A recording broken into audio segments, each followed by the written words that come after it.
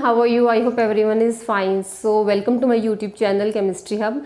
Now in this video I'm going to discuss regarding very important topic, that is the mechanism of nucleophilic substitution reaction. जैसे हमने last video में discuss किया था कि nucleophilic substitution reactions क्या होते हैं, कि जिसमें एक न्यूक्लियोफाइल आके सब्स्टिट्यूशन करवाता है। न्यूक्लियोफाइल का मीनिंग आपको ऑलरेडी पता ही है, कोई भी इलेक्ट्रॉनिक स्पीसीज है वो नेगेटिवली चार्ज भी हो सकती है, वो न्यूट्रल भी हो सकती है, ठीक है। वो आएगी और जो हेलोल्केन का एक मॉलिक्यूल उसमें से वो एक बॉन्ड जो कार्बन हेलोजन वाली बॉन्ड है उसको ब्रेक करवाएगी और न्यू बॉन्ड फॉर्मेशन किसके बीच में होगी, वो इनकमिंग न्यूक्लियोफाइल और कार्बन एटम के बीच में, ठीक है। ये चीज़ हमने देखनी है। अब ये जो न्यूक्लियोफिलिक सब्स्टिट्यूशन रिएक्शन है बेसिकली एक तो बॉन्ड ब्रेकिंग होती है, ठीक है, breaking of the old bond, पुरानी वाली जो बॉन्ड है that is between carbon and halogen atom वो टूट जाएगी और जो न्यू बॉन्ड है, न्यू बॉन्ड किसके बीच में बननी है, carbon electron deficient carbon atom and the incoming nucleophile, इनके बीच में बननी है, ठीक है। तो एक ब्रेकिंग होनी है, साथ में क्या होना है कि एक फॉर्मेशन भी होनी है। अब हमने ये देखना कि ये जो दो काम होने हैं ब्रेकिंग एंड मेकिंग, इसको करने के दो मेथड्स हैं, ठीक है। एक मेथड तो ये है, तो वही जो दो मेथड्स हैं इनको अभी हम डिस्कस करेंगे। जैसे फर्स्ट मेथड में तो ये है ना कि ये जो breaking and making of the bond that can takes place in the single step, वो एक ही स्टेप में हो रहा है। Just like this you can just see कि the two ways for nucleophilic substitution reaction, कि न्यूक्लियोफिलिक सब्स्टिट्यूशन रिएक्शन को होने के दो तरीके कौन से हैं। फर्स्ट में क्या है कि simultaneously making and breaking of the bond, कि एक मेथड ये है कि एक ही टाइम पे बॉन्ड ब्रेक भी कर रही है जो कार्बन और हेलोजन वाली है and at the same time bound formation भी हो रही है इनकमिंग न्यूक्लियोफाइल और कार्बन एटम के बीच में, ठीक है। अब ये दोनों जो काम है वे एक ही मीन्स की दोनों साथ साथ हो रहे हैं, तो हम बोल सकते हैं ये जो फर्स्ट मेथड है, जो फर्स्ट हमने मीन्स की मेथड डिस्कस किया है, इसमें ये this will takes place in one step, ये एक स्टेप में काम हो जाएंगे कि दोनों काम साथ साथ ही चल रहे हैं। तो इस मीन्स की मेथड से हमें इसके रिगार्डिंग एक बात निकल के आती है, जो हम सिंपल आउटलाइन पहले मेन पॉइंट्स लिख लेते हैं। तो फर्स्ट जो हमें क्लियर होता है इसके रिगार्डिंग कि it will takes place in one step, it means कि this is the one step process, ये सिंगल स्टेप में ही हो जाएगा, ओके। अब हमने ये चीज़ भी बोली है कि एक ही स्टेप में वो जो बॉन्ड है वो ब्रेक भी करेगी और फॉर्म भी करेगी। इट मीन्स कि एट ए टाइम आपके पास दो रिएक्टेंट, दो मीन्स की मॉलिक्यूल्स चाहिए। एक तो हेलोल्केन का मॉलिक्यूल होगा जिसमें breaking of the old bond होगी, ठीक है, और दूसरा हमें न्यूक्लियोफाइल भी चाहिए जो उसके ऊपर आके अटैक कर रहा है। इट मीन्स कि जो फर्स्ट मेथड जो हमने किया है साइमल्टेनियसली ब्रेकिंग एंड मेकिंग वाला, the rate of this reaction it depends upon the concentration of the two reactant, ये दो रिएक्टेंट की कंसंट्रेशन पे डिपेंड करेगा, क्योंकि हमने दोनों काम साथ साथ करने हैं। हेलोल्केन भी चाहिए जिसमें हमने ब्रेकेज करवानी है और हमें न्यूक्लियोफाइल भी चाहिए जिसने फॉर्मेशन करवानी है। तो इस वजह से हम इस कंक्लूजन पे निकलते हैं कि ये जो हमारा फर्स्ट मेथड है साइमल्टेनियसली मेकिंग एंड ब्रेकिंग वाला, it is a by molecular reaction. इसको हम क्या बोल सकते हैं कि ये क्या है, एक बाई मॉलिक्यूलर रिएक्शन है। बाई मॉलिक्यूलर का मीनिंग है it is a by molecular reaction.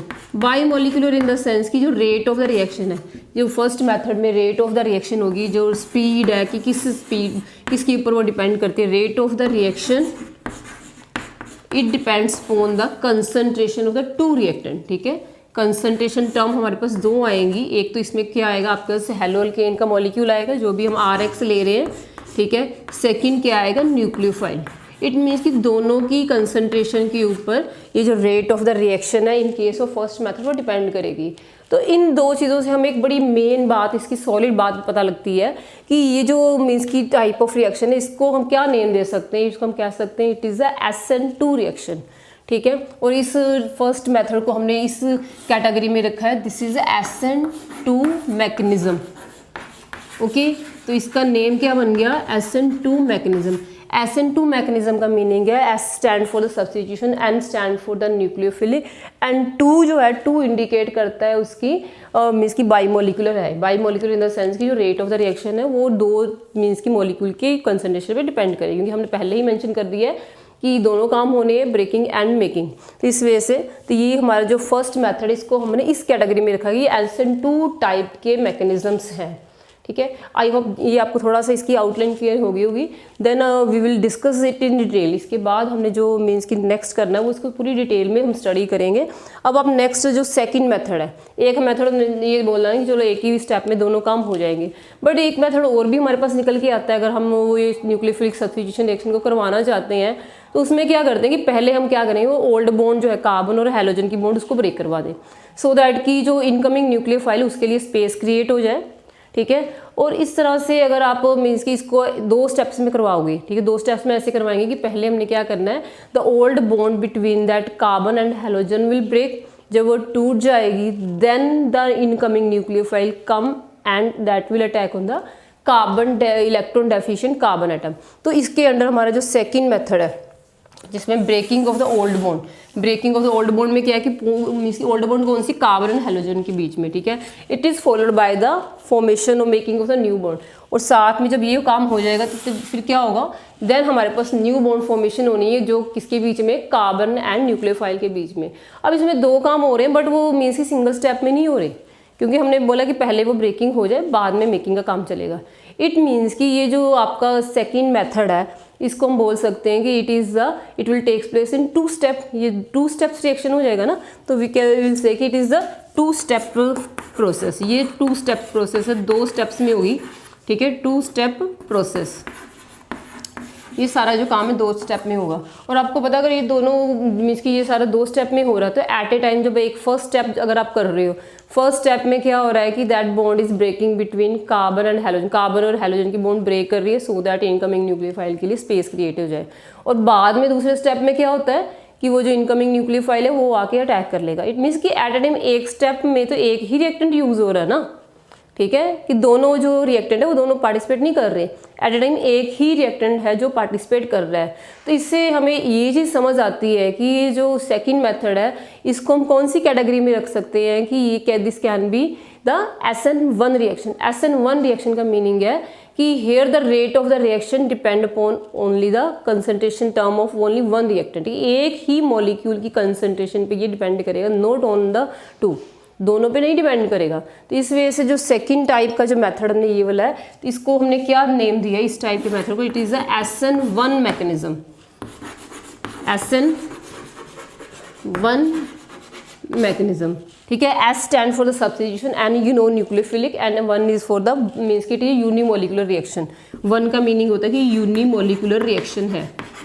Unimolecular का मीनिंग है कि here the rate of the reaction, जो रेट ऑफ द रिएक्शन होगी that is the rate of reaction, okay, it depends upon the concentration of only one term, कि एक ही molecule की concentration पे rate of the reaction depend करेगी, दोनों के ऊपर नहीं करेगी। ये चीज़ जो है दैट इज़ वेरी इंपॉर्टेंट। तो इस बेसिस से हमें इसकी ओवरऑल आउटलाइन क्लियर होती है कि जो न्यूक्लियोफिलिक सब्स्टिट्यूशन रिएक्शंस है इसको हम 2 कैटेगरीज में डिवाइड कर सकते हैं कि there are the 2 type of mechanism for nucleophilic substitution reaction, ठीक है। एक फर्स्ट कौन सा है SN2, एक SN2 मैकेनिज्म है और दूसरा मैकेनिज्म कौन सा है SN1 मैकेनिज्म। इनमें डिफरेंस यही है कि उसमें वो बाइमोलिकुलर होता है कि 2 रिएक्टेंट की कंसंट्रेशन पे rate of the reaction depend करेगी, इसमें ये जो रेट ऑफ द रिएक्शन है वो एक ही रिएक्टेंट की कंसंट्रेशन पे डिपेंड करेगी, ठीक है। Now we will discuss both these mechanism 1 by 1। इस केस में हमने अब पहले डिस्कस करना है SN2 मैकेनिज्म। SN2 मैकेनिज्म को हम डिस्कस करेंगे।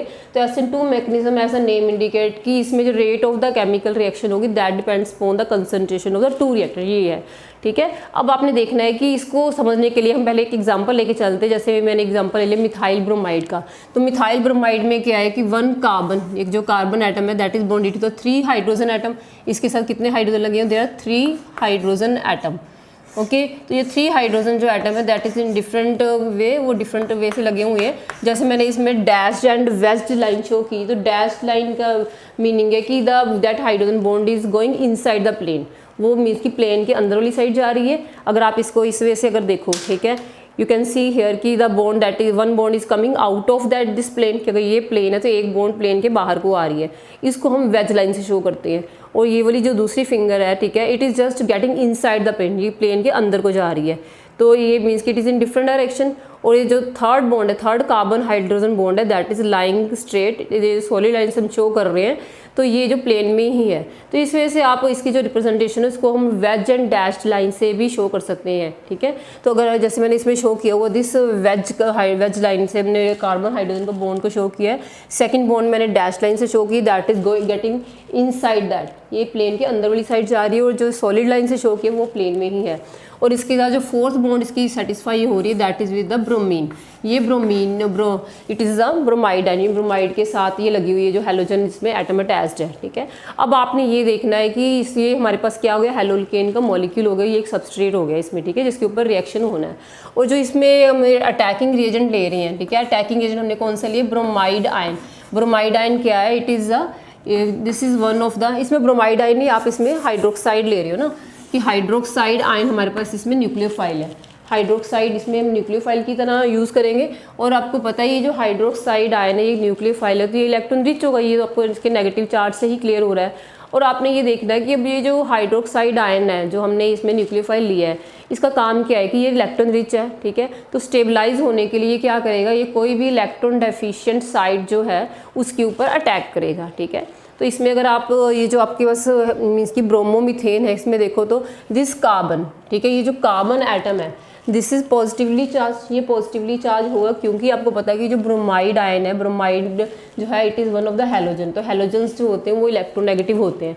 Due to the more electronegativity, उनकी इलेक्ट्रोनेगेटिविटी कार्बन के कंपैरेटिवली ज़्यादा होती है, इसके कारण इसके ऊपर क्या आ गया, पार्शियल नेगेटिव चार्ज, और कार्बन के ऊपर कौन सा चार्ज आ जाता है, partial positive charge. It means ये जो बॉन्ड है, कार्बन हेलोजन बॉन्ड है, कार्बन और ब्रोमाइड की जो बॉन्ड बनी है, this is a polar bond, ये पोलर बॉन्ड है। इसके कारण ये जो हमारा हेलोल्केन का मिथाइल ब्रोमाइड का molecule, it is one of the reacted species, ये रिएक्टिव है, ठीक है, तो ये इजीली इसकी रिएक्शन कर लेगा। अब आपने ये देखना है कि जब वो इनकमिंग न्यूक्लियोफाइल आ रहा है, समझने वाली बात ये है कि जो इनकमिंग न्यूक्लियोफाइल है वो कौन सी साइड से अटैक करेगा। अब इसके पास दो पॉसिबिलिटीज़ हैं कि ये जो न्यूक्लियोफाइल अटैक करने के लिए, बॉन्ड बनाने के लिए आ रहा है, ठीक है, तो it can attack from the front side, ये फ्रंट साइड से भी अटैक कर सकता है, एक ऑप्शन तो इसके पास ये हो गई, ठीक है।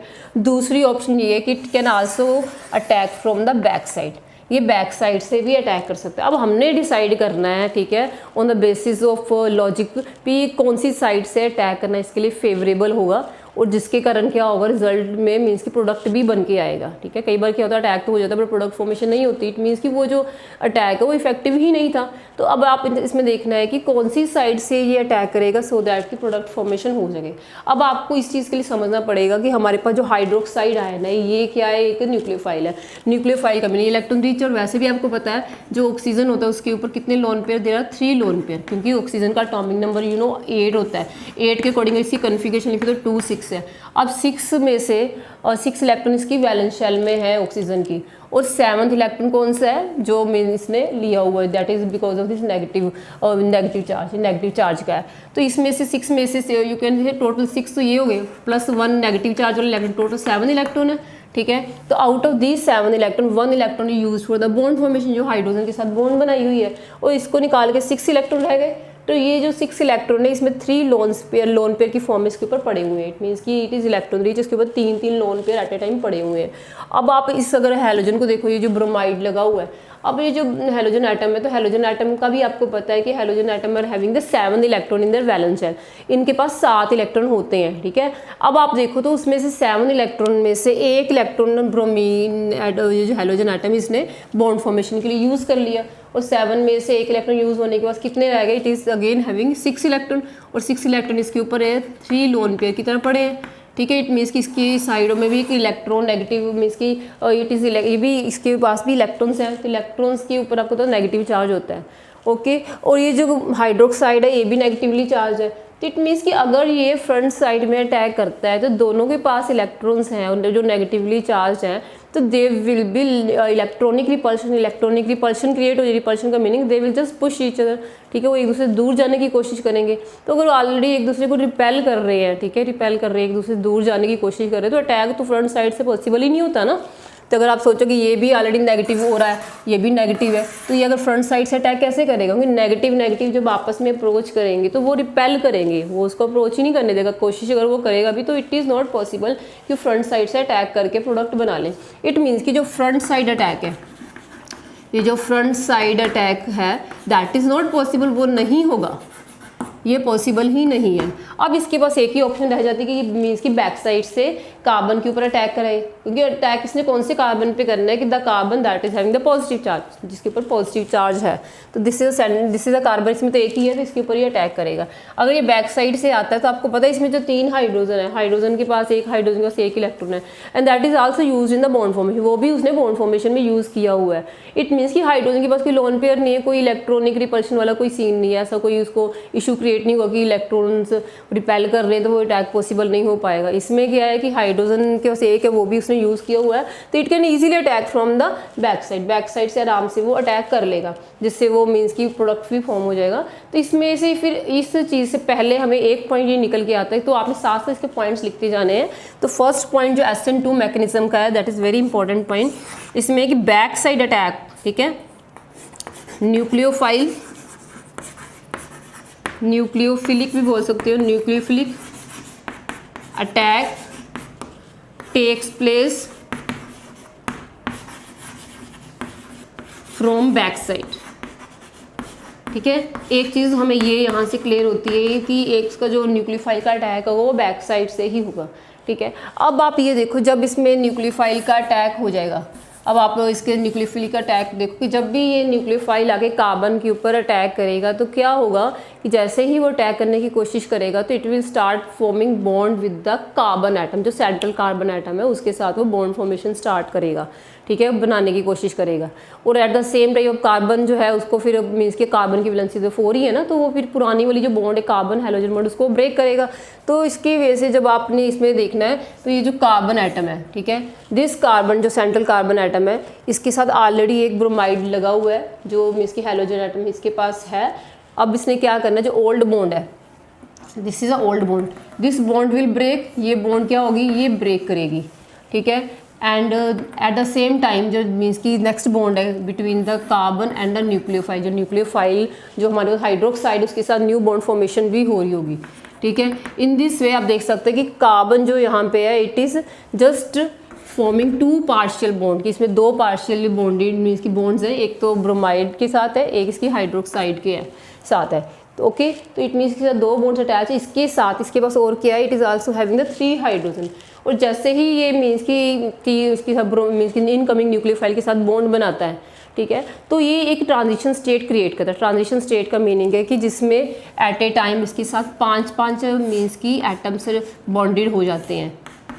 यू कैन सी कि 3 कार्बन हाइड्रोजन बॉन्ड है, ठीक है, और जो 4th वन है that is the nucleophile, sorry that is the leaving group, जो मीन्स की इसके ब्रोमीन, क्योंकि ब्रोमीन इसकी बॉन्ड को ब्रेक कर रहा है, ठीक है। बॉन्ड जो ब्रोमीन है वो क्या है कि that will leave this carbon atom, वो इसको लीव करके जा रहा है। तो लीव करने का मीनिंग है कि जो ब्रोमाइड है ना वो एक लीविंग ग्रुप हो जाएगा, और दूसरी साइड इसकी क्या है हमारे पास, दैट इज़ अ हाइड्रोक्साइड जो इसके साथ बॉन्ड फॉर्मेशन कर रहा है।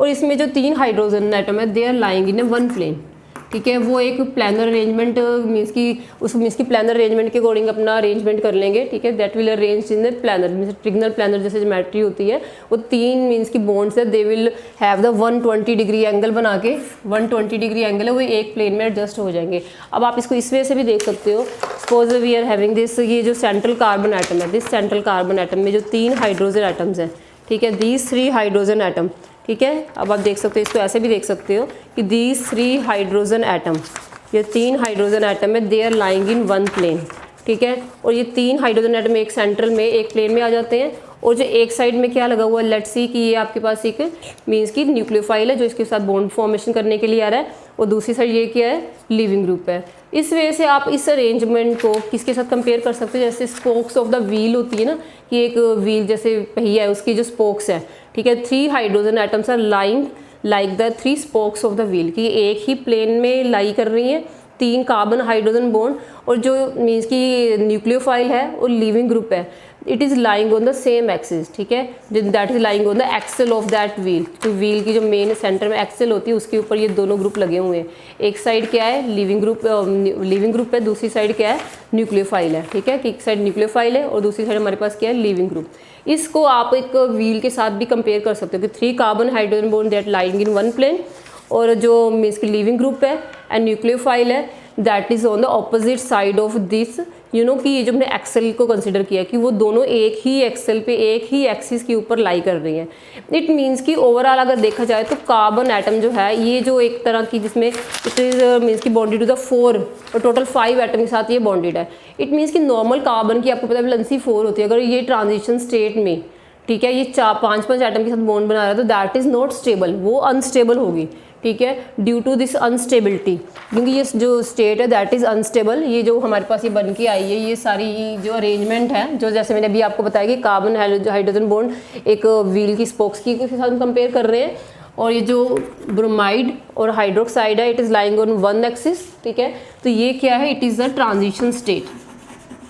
इट मीन्स कि SN2 में ट्रांजिशन स्टेट फॉर्म होती है। तो इस तरह से आप एक पॉइंट ये भी लिख सकते हैं, सेकंड पॉइंट जो हमारा इसमें आएगा कि ट्रांजिशन स्टेट इज़ फॉर्म्ड। इसमें क्या होता है, ट्रांजिशन स्टेट इज़ फॉर्म्ड, इसमें ट्रांजिशन स्टेट बनती है, ठीक है। अब ये ट्रांजिशन स्टेट तो आपको पता लग गया बन गया, और ये क्या है, ये अनस्टेबल है। क्योंकि ये अनस्टेबल है तो होगा क्या कि इसमें फाइनली क्या होगा कि ये जो बॉन्ड है कार्बन और ये जो ब्रोमाइड आयन के बीच में ये ब्रेक कर जाएगी, ठीक है। और जब ये कार्बन और ब्रोमाइड की बॉन्ड ब्रेक कर जाएगी तो जो ब्रोमाइड आयन है that will leave as a leaving group, वो एक लीविंग ग्रुप की तरह बॉन्डिंग इलेक्ट्रॉन्स को लेके निकल जाएगा, ठीक है। That will take the bonding electron, जो बॉन्डिंग इलेक्ट्रॉन है वो ले लेगा और it will just leave this haloalkane molecule, इसको ये छोड़ देगा, ये ट्रांजिशन स्टेट में ये ब्रेकिंग हो जाएगी। तो ये हमारे पास एक लीविंग ग्रुप इसमें क्रिएट हो जाएगा, लीविंग ग्रुप इसमें सेपरेट हो जाएगा। कैसे, bromide ion is liberated, bromide ion इसमें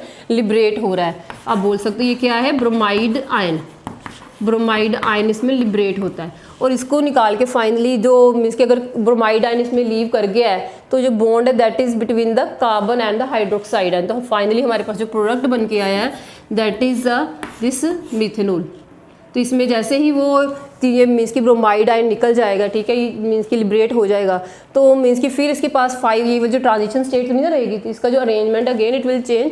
फिर इसको आप मीन्स जो हाइड्रोजन है that will go in one side, hydrogen इस साइड चले जाएंगे, ठीक है।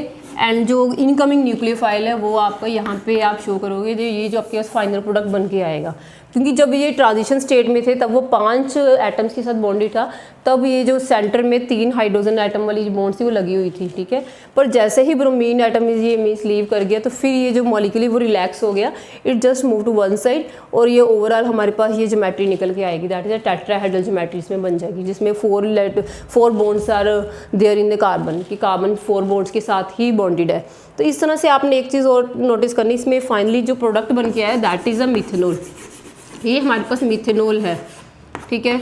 अगर आप इसमें एक चीज़ नोटिस करो, अच्छे से इसको देखो, तो आपको ये नज़र आ रहा होगा कि ये जो स्टार्टिंग में हमने रिएक्टेंट लिया था, हेलोल्केन का मॉलिक्यूल लिया था, ये जो लीविंग ग्रुप है ब्रोमाइड आयन है that is bonded to this right hand side, वो राइट हैंड साइड में है, ठीक है। क्योंकि ये भी नेगेटिवली चार्ज है, हाइड्रोक्साइड भी नेगेटिवली चार्ज है, तो फ्रंट साइड अटैक पॉसिबल नहीं हुआ था, तो अटैक किस साइड से होता है, बैक साइड से। इट मीन्स कि जिस साइड से हैलोजन एटम लीव कर रहा है उसके ऑपोजिट साइड से न्यूक्लियोफाइल अटैक कर रहा है, ठीक है। इट मीन्स कि जो न्यू बॉन्ड फॉर्मेशन हुई है वो उससे ऑपोजिट साइड में हुई है, कि ग्रुप जो लिविंग ग्रुप है वो तो राइट साइड में से जा रहा है, बट जो इनकमिंग ग्रुप है वो कौन सी साइड से आके लग रहा है, that is from the left side, वो लेफ्ट साइड से आगे लग रहा है। तो फाइनली जो आपका प्रोडक्ट बना है that is the inverted product, वो उल्टा बना है कि जो मीन्स की ग्रुप लीव किया वो तो गया है राइट साइड से, बट हमारा जो न्यू प्रोडक्ट बना है उसमें जो न्यू इनकमिंग न्यूक्लियोफाइल की बॉन्ड बनी है वो लेफ्ट साइड में बनी है।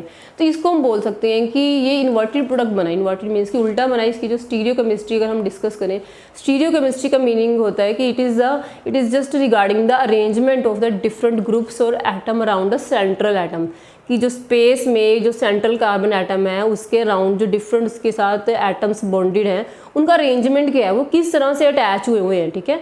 उनके जो स्पेशल अरेंजमेंट होते हैं, arrangement in the space around the central carbon atom, उसको हम स्टीरियो केमिस्ट्री बोलते हैं। अगर इसकी स्टीरियो केमिकल स्टीरियो इसकी अगर उन एस्पेक्ट को हम देखें, स्टीरियो केमिस्ट्री को देखें, तो फिर होता क्या है कि ओवरऑल द मीन्स की जो इनकमिंग न्यूक्लियोफाइल है that is bonded to the side opposite to that of the leaving group, कि जिस साइड से लिविंग ग्रुप ने लिबरेट हुआ है उसके एग्जैक्टली ऑपोजिट साइड से क्या लगेगा, न्यूक्लियोफाइल।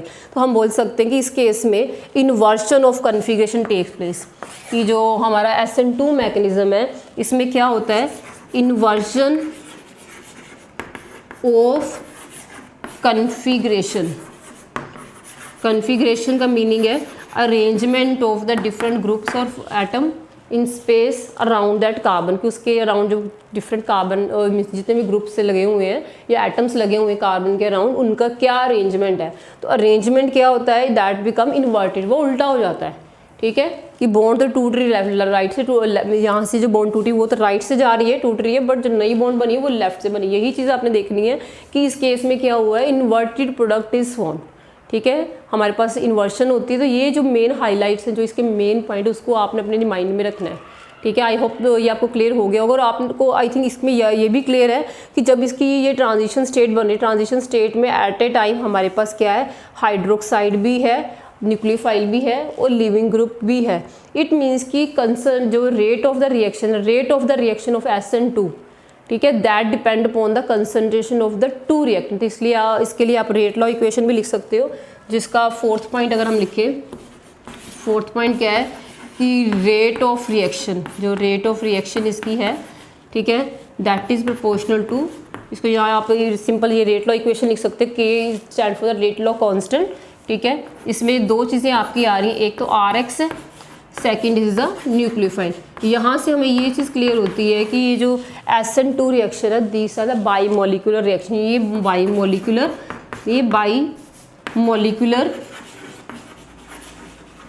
रिएक्शंस हैं।